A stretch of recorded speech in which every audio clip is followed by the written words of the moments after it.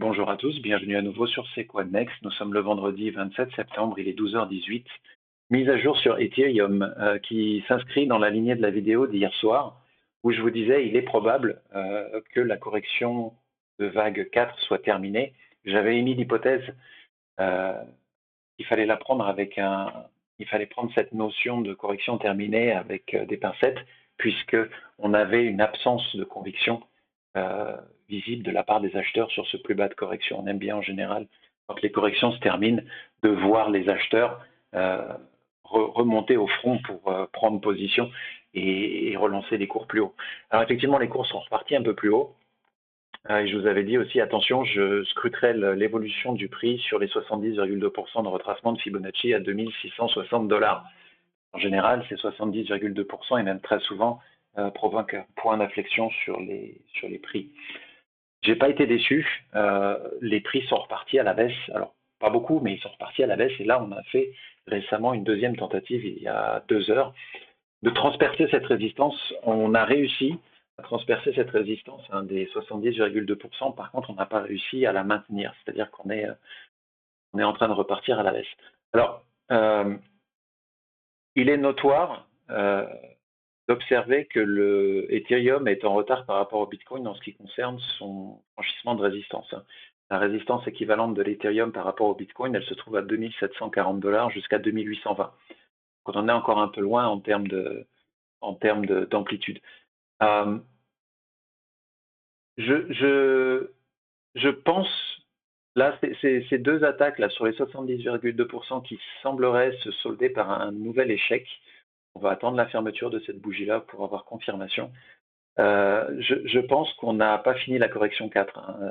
Il semblerait qu'on ait fait la jambe A, là c'est la B, et on attendrait la C sur les 2520-2540. Je ne serais pas surpris qu'on vienne descendre un petit peu plus bas, et notamment qu'on s'approche et qu'on casse même, histoire d'aller chercher de la liquidité, les 2556 qui correspondent au plus bas, qui a été effectué le 26 septembre à minuit 13 exactement. Deuxième observation, si je prends un peu d'altitude dans le chart et que je vous emmène sur le daily, n'oubliez pas, on va rester sur le 4 heures, ce sera plus visible, n'oubliez pas que les prix depuis le 20 septembre évoluent aussi dans les 70% de retracement, entre les 70% de retracement de Fibonacci, entre le plus haut formé en date du 5 août et le plus bas formé en date du 6 septembre. Donc on a une sur le court terme, on a deux batailles sur les 70,2% de retracement de Fibonacci, on en a une sur le court terme et on en a une sur le plus long terme. Et je pense que celle-ci, elle se soldera par un échec au vu de la façon dont les cours se comportent sur les 70,2% à 2660 $. Et ça justifierait aussi le fait qu'on n'ait pas fait la correction 4 encore et qu'on doit s'attendre à une baisse des prix sur les 2550. Tout du moins, c'est le scénario que je privilégie.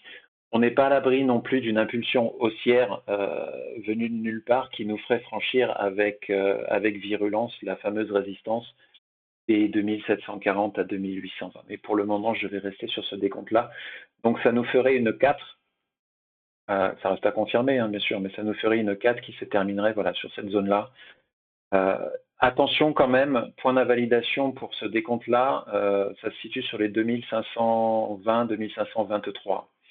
Il ne faudrait pas que les prix viennent les transpercer, ou alors s'ils le font, il faut que ce soit fait rapidement et qu'on revienne clôturer à l'intérieur sur beaucoup de volume, mais ça remettrait en compte une partie du décompte.